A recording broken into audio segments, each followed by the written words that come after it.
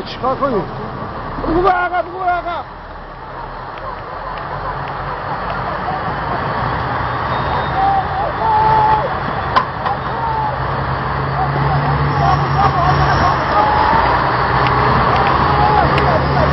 چیه اینا چیه؟ بوش عقب یه بگیره.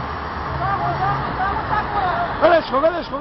چاقو بیار آقا. چاقو بگید چاقو بیار.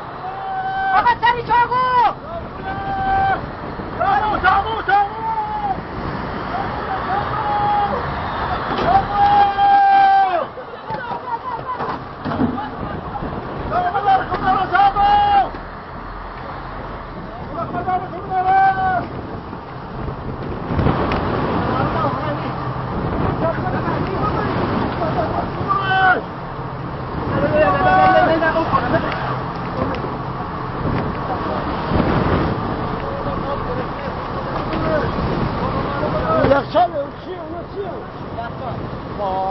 بیمه است؟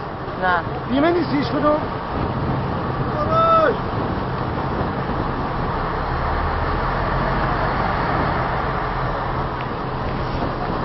این ساک مال کیه؟ این ساک مال کیه؟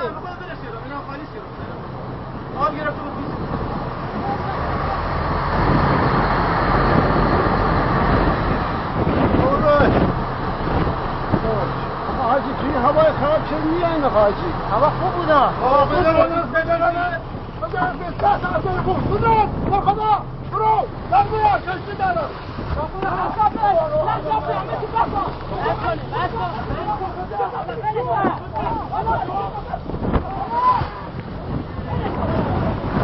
وزیر الله چقدر وجود یخچاله وشو این یخچاله.